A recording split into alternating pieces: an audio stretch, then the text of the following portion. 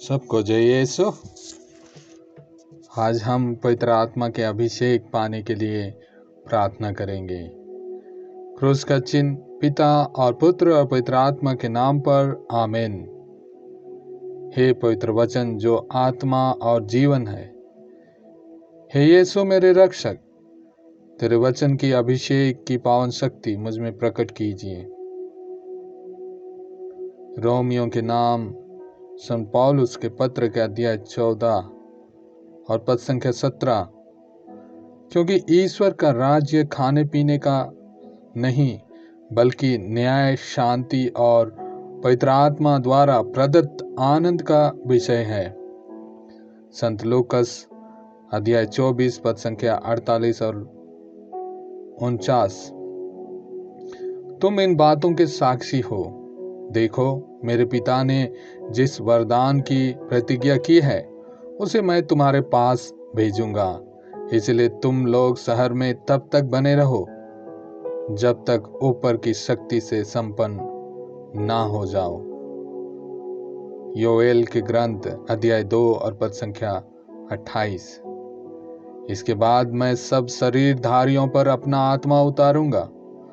तुम्हारे पुत्र और पुत्रियां भविष्यवाणी करेंगे, तुम्हारे बड़े बूढ़े स्वप्न देखेंगे और तुम्हारे नव युवकों को दिव्य दर्शन होंगे।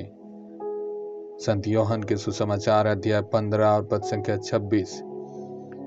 जब वह सहायक पिता के यहाँ से आने वाला वह सत्य का आत्मा आएगा, जिसे मैं पिता के यहाँ से तुम लोगों के पास भेजूंगा, तो वह मेरे विषय में साक्ष्य देगा।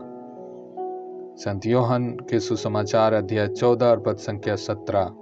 वह सत्य का आत्मा है जिसे संसार ग्रहण नहीं कर सकता, क्योंकि वह उसे ना तो देखता और ना पहचानता है। तुम उसे पहचानते हो, क्योंकि वह तुम में तुम्हारे साथ रहता और तुम में निवास करता है। संत यूहन्ना के सुसमाचार अध्याय 16 और पद संख्या 13। जब वह सत्य का आत्मा आएगा तो वह तुम्हें पूर्ण सत्य तक ले जाएगा, क्योंकि वह अपनी ओर से नहीं कहेगा, बल्कि वह जो कुछ सुनेगा वही कहेगा और तुम्हें आने वाली बातों के विषय में बताएगा। संत लूकस के सुसमाचार अध्याय 11 पद संख्या 13। बुरे होने पर भी यदि तुम लोग अपने बच्चे को सहज ही अच्छी चीजें देते हो, तो तुम्हारा स्वर्गीय पिता मांगने वालों को पवित्र आत्मा क्यों नहीं देगा। प्रेरित चरित्र अध्याय 2 और पद संख्या 4। वे सब पवित्र आत्मा से परिपूर्ण हो गए और पवित्र आत्मा द्वारा प्रदत्त वरदान के अनुसार भिन्न भिन्न भाषाएं बोलने लगे। रोमियों के नाम पत्र के अध्याय 8 और वचन 14। लेकिन यदि आप आत्मा की प्रेरणा से शरीर की वासनाओं का दमन करेंगे तो आपको जीवन प्राप्त होगा।